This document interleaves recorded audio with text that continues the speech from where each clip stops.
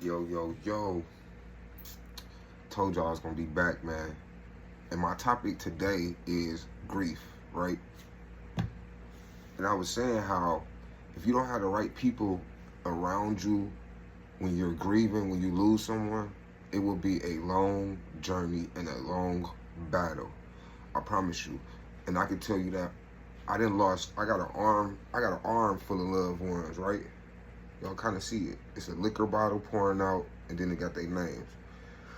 I done lost a lot of people, right? So I'm familiar with this grief thing, right? And like I said, if you ain't got the right people calling to check up on you, man, your grief process will be long, right?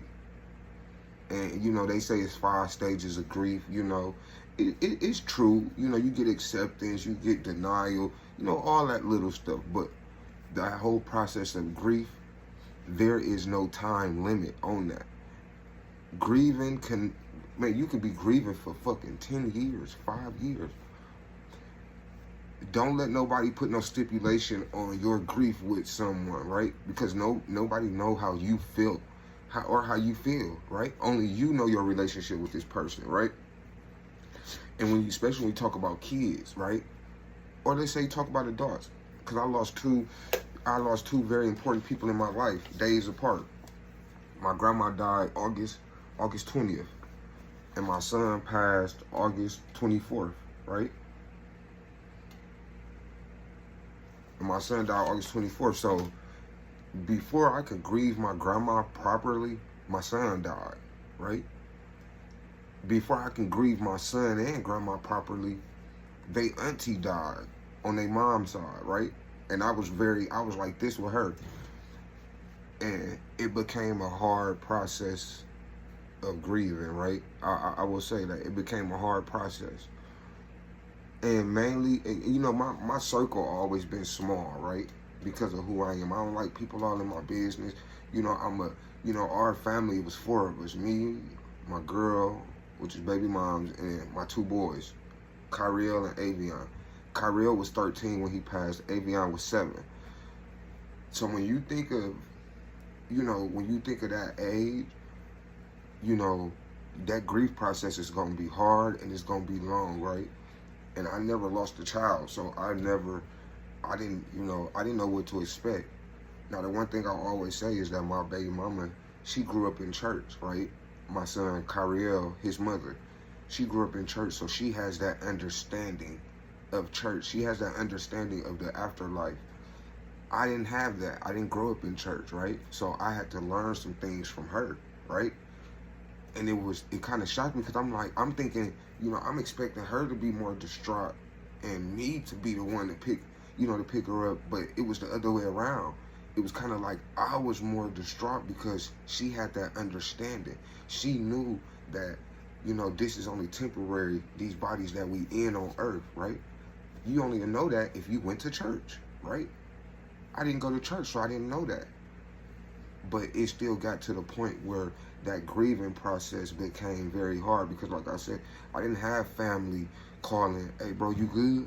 Man, I'm just checking on you, making sure you good. Man, if you fuck with somebody and they going through grief, man, you check on that person, man. Because I'm going to tell you right now, it's times that I thought about taking myself out the game, right? If I wasn't a strong enough person, I'd have been off myself. But I'm going to tell you what I did do. I used drugs. I was using drugs to commit suicide. You don't have to. Suicide ain't just by gun, right? Self-harm or self-destruction is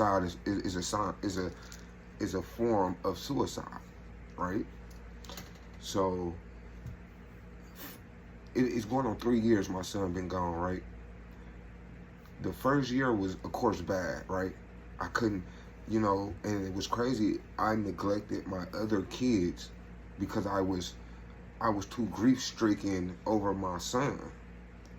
So when I say neglect, like my son Avion, he 10 now. He was 7 when it happened. We always did shit. We always traveled as a family. Even with Kyriel, we always traveled. We did shit together. But when he passed, that stopped. That ended. I couldn't leave the house. I couldn't go trick or treating with my. I couldn't take them trick or treat. I couldn't go Christmas shopping because if I would see kids or families, I'd break down. I'd get emotional.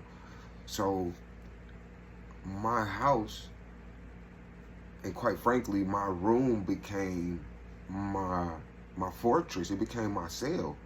I wouldn't leave my room. I wouldn't even to go pee, even to go use the bathroom. I will hold it for hours. And that's what grief does to you. That's what grief does. Grief backs you into a corner where you feel like you don't have no other option. And I found myself crying so much every day, right? Until it got to this year. This year, right? I started to think like my son wouldn't want to see me like this. I know my son would want to see, now he would want to see me the person I am today. I swear, Kyrell would be so ecstatic if he could see the person I am today. That's one thing I know.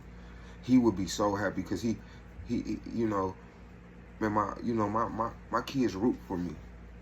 My kids root for me. Anytime a person go to jail and you got your child trying to pawn his games, his system to put something towards your bail, and when ain't nobody asked him, you know you're an important person in your family, you know. And I'm a man's man, so I feel like I have to carry the brother stuff, and that was my problem, right? With grief. I thought, oh yeah, I'm a man. I'm the man in the relationship. It's about them. They're hurt more than me. No, first of all, if I get cut, I'm gonna bleed too. I hurt too. So how I'm not obligated for people, I mean, how other people don't feel like, I mean, how I don't feel obligated that, you know, I should be treated equal like the next person, right? And I had to notice, I mean, I had to learn that, right? I had to learn that. Just like I had to learn how to start doing things that I love, like this, despite what anybody think, despite, you know, and that was my problem. That's a lot of people's problem that grew up in these black neighborhoods, right? We were doing stuff in these neighborhoods, and then you would have people that would see us and then make fun of us. Oh, look at him, they doing art projects. Or look at him, they doing this. They doing something positive. And you know, not wanting to be picked on and wanting to fit in, what we do? We leave it alone. Oh no, I ain't doing this, man. This is for my mama. Go chuck it somewhere. Man, listen. If a nigga can't respect what I'm doing now, or what I'm doing, period, hey, I'll holler at you. And you know what? The fact that I used to feel bad to admit things that I liked.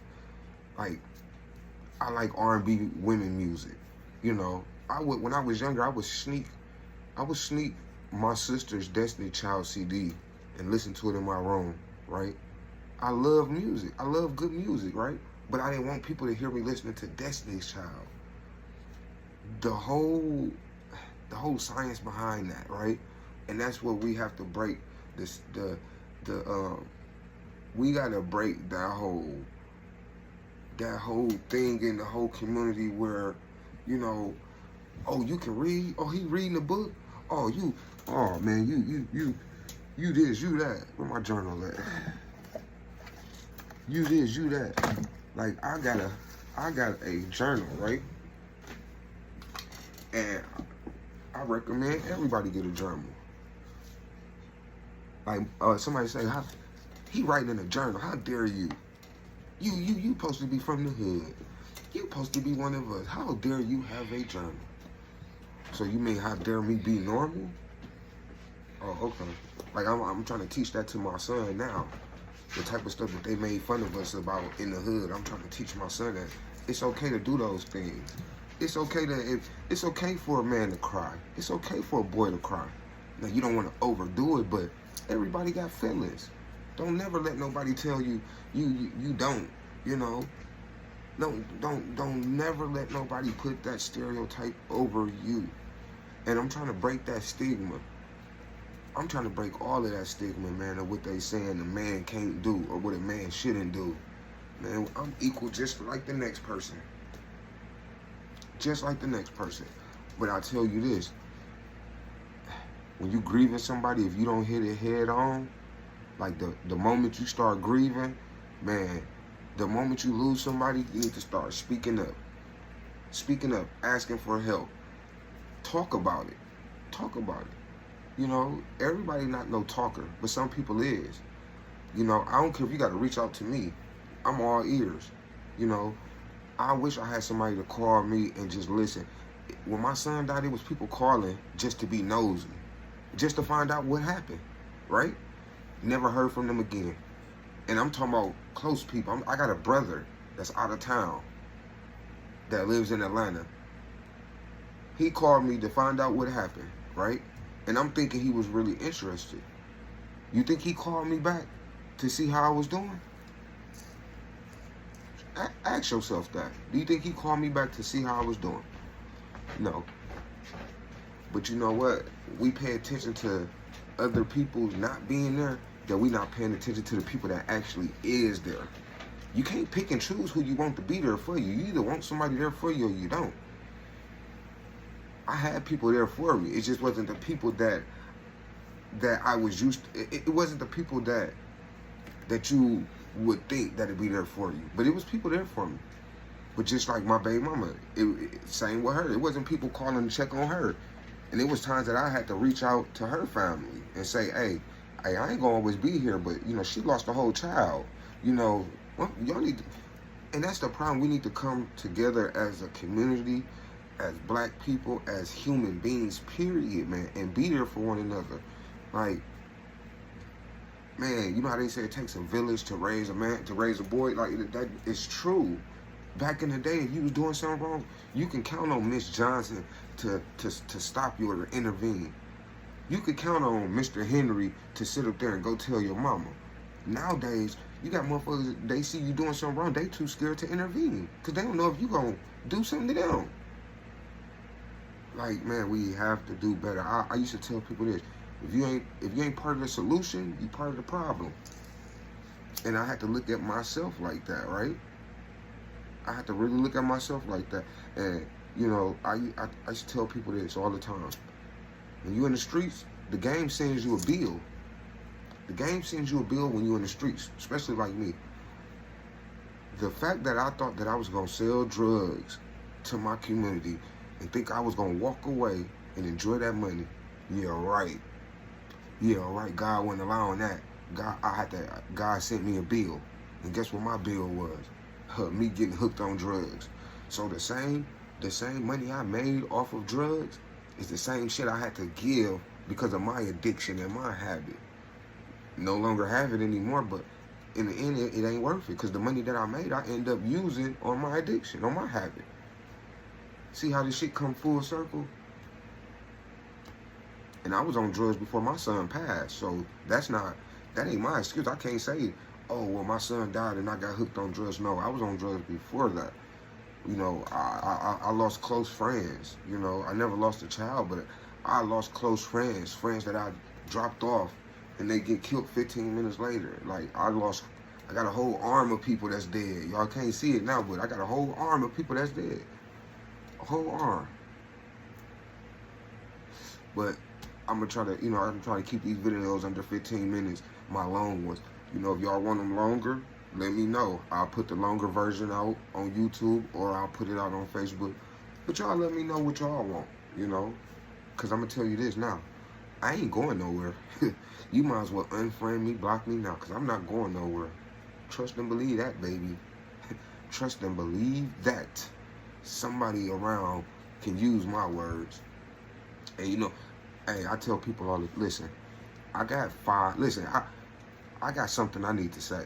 I got 5 years when I was 15 years old. 15. I got 5 years. 3 in, 2 out. The Serious Juvenile Offender Program. Now, at 15, you should be in bed getting ready for school the next day, not in jail, right? Now, some wonder, how was you in jail? What? Wait, you went to jail at 15? Yeah, I didn't jump off the porch when I was grown like some people. So if I went to jail and got 5 years at 15, imagine what I was doing at 14, 13. You get what I'm saying? And that's why, like, I'm so wise when it comes to a lot of stuff. I've seen it. I was in jail at a young age doing calendars. You get what I'm saying? So I'm not new to this, but we have to get to these youth. We have to get to these youth, man, because you got these overgrown people that's teaching these youth the wrong things and making it seem cool. This ain't nothing cool about stealing cars. Ain't nothing cool about robbing somebody. Ain't nothing cool about not going to school. None of it. There's nothing cool about it. Nothing. And yeah, you might not want to go to school now. Guarantee you in about 10 years, when you want that bad girl, or you trying to get that apartment or that house and you can't because you ain't finished school, or you can't even read something. Because I'm going to tell you now, I know motherfuckers that's grown that can't even read, can't write, can't even fill out a job application. I swear to God. I promise you. And you got motherfuckers running the street, they ain't even done with school. Man, listen, you better go sign up and go take your GED. I'm telling you, because ain't nothing in the streets no more. There's nothing in the streets anymore. Motherfuckers study out here, man. I don't know, man. This world, I don't know what it came to, man. I swear to God, every day I be like, what the fuck? Or I see some shit, or hear some shit, or read some shit. That's why I tell people, man, listen, man, get you a woman, have you some kids, have you a family, man, and go chill. I'm gonna tell you now, I don't be on none of that. I be on family shit, and shit.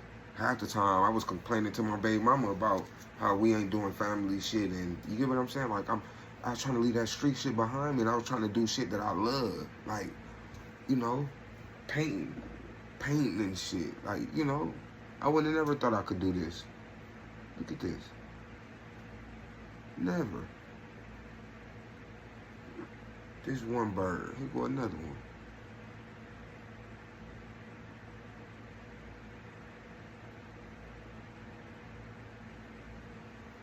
So yeah, I'm trying to change the demographic, man. I really am. I'm trying to change the demographic.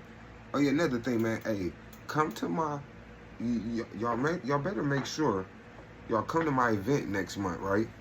The only way my event might not happen if this baby come. If this baby come, then of course I can't. But this event is going to happen. It is going to happen. So make sure I post the event every day. Hey, if you from Milwaukee or the surrounding areas, hey, come on out. Come on out and have a nice time. We gonna represent our loved ones in a nice way, in a nice fashion. We gonna eat some snacks, drink some snacks with the kids. I mean, drink some beverages, man, and we gonna have a nice time for our loved ones. That's it. It's open to the public. But I'm gonna let y'all go, man. I just want to speak on grief. If it's another title y'all want me to speak on, hey, let me know.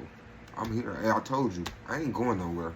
Block me, report me. You're not going nowhere. I'm here to stay. Baby. No, let me stop. All right, man. Y'all have a nice day. Have a nice day. It's hump day. It's Wednesday, baby. We almost there. Yeah. All right, I'll holler at y'all. Peace.